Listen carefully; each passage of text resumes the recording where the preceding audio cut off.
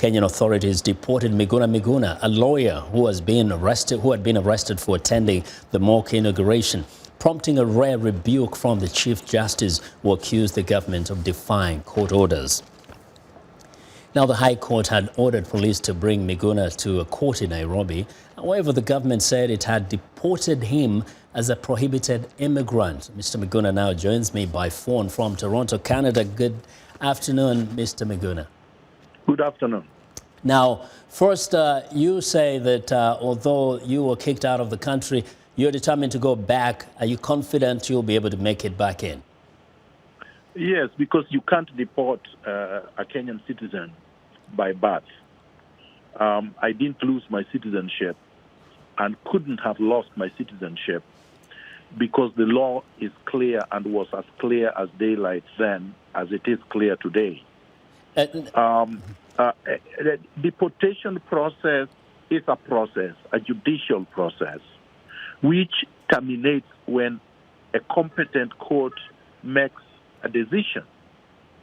And in this case, as you're aware, I was bundled out of Kenya without notice, without the benefit of counsel, without the judicial process making a determination.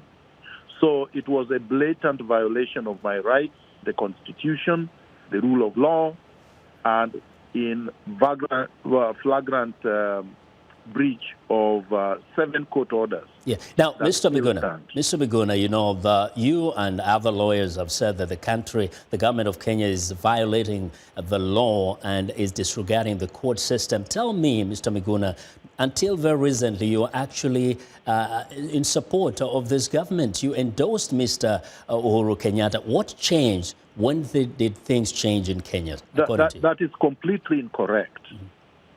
I did not until recently endorse Uhuru Kenyatta. You see, a lot of people make a lot of mistakes by not understanding the facts.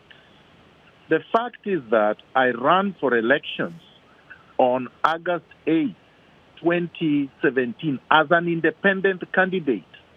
I had the choice of joining Jubilee. I did not join Uhuru Kenyatta's Jubilee.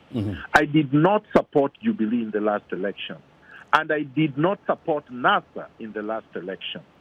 But I believed and still believe in electoral justice.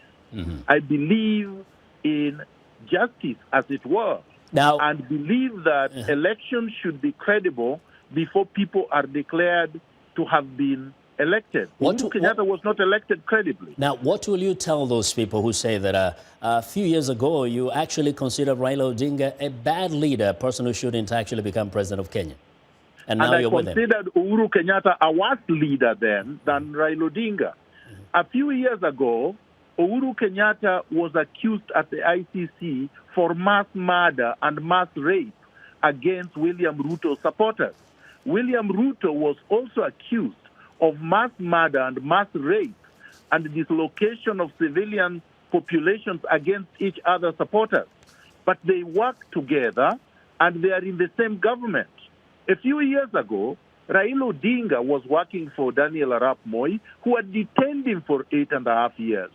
And later on, he fell out with Daniel Arap Moi and worked with Kibaki, and later on fell out with Kibaki. Miguna is no different from any other individual in the world. Now, very quickly, do you fear that the government of Kenya might actually suspend the law in Kenya and go back to the dark days of KANU? It does not matter. They have already done so by their action. But the ultimate power of determining the future of a country is through the people, the majority of the people. The majority of Kenyans have rejected these usurpers of power. They have lost the support of more than 70% of Kenyans who stand with me in solidarity in fighting against this dictatorial, draconian, illegitimate government. Well, this is definitely a conversation we'll continue with. I want to thank you very much, Mr. Miguna, for joining us today. Thank you very much. You're welcome. Miguna Miguna is a lawyer and a member of the Kenyan Opposition Coalition, NASA.